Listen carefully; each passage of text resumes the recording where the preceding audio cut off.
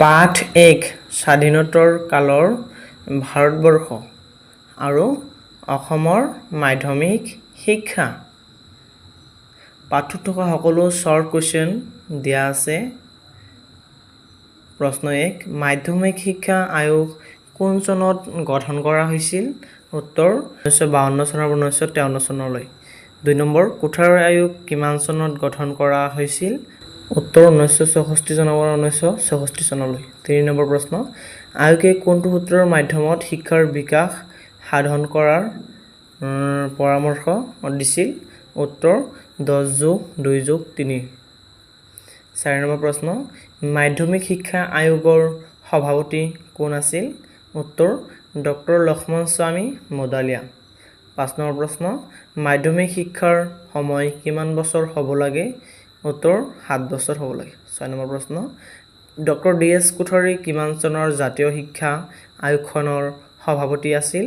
উত্তৰ 1964 চনৰ পৰা 1964 চনলৈ।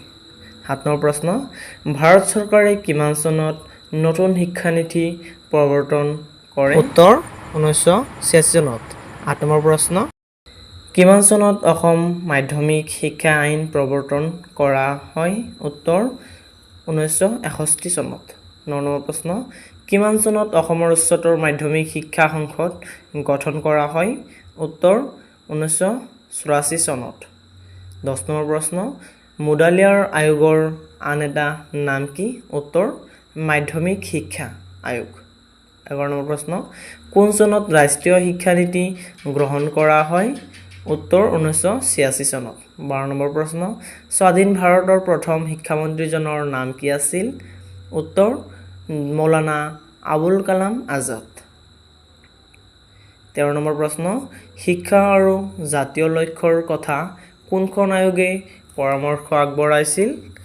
উত্তৰ কোঠাৰী আয়োগে পৰামৰ্শ আগবঢ়াইছিল। 14 নম্বৰ প্ৰশ্ন মডালিয়াৰ আয়োগে মাধ্যমিক শিক্ষা কিমান বছৰীয়া হোৱাৰ কথা উল্লেখ কৰিছে? উত্তৰ 11 বছৰীয়া। 15 নম্বৰ প্ৰশ্ন ACCEৰ সম্পূৰ্ণ নাম কি? উত্তৰ early childhood care and education.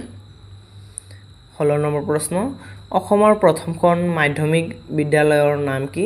উত্তৰ গুৱাহাটী ছেমিনাৰী স্কুল। 17 নম্বৰ প্ৰশ্ন নৱোদয় বিদ্যালয়ৰ পৰামৰ্শ কোনে আগবঢ়াইছিল? উত্তৰ 1986 চনৰ ৰাষ্ট্ৰীয় শিক্ষানীতিয়ে। 18 নম্বৰ প্ৰশ্ন গুৱাহাটী বিশ্ববিদ্যালয় কিমান চনত স্থাপন কৰা হৈছিল? উত্তৰ 1948 চনত। 19 নম্বৰ প্ৰশ্ন ডিগ্ৰীক চাকৰিৰ পৰা সম্পৰ্কহীন কৰাৰ পৰামৰ্শ কোনে আগবঢ়াইছিল? উত্তৰ ৰাষ্ট্ৰীয় শিক্ষানীতিয়ে।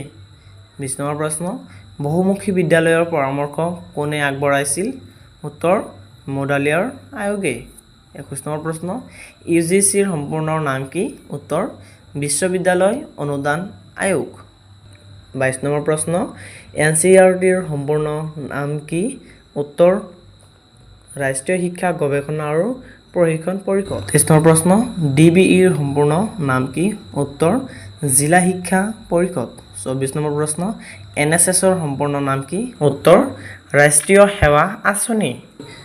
ভিডিঅ'টো ভাল লাগিলে লাইক কৰিব, কমেণ্ট কৰিব আৰু শ্বেয়াৰ কৰিব।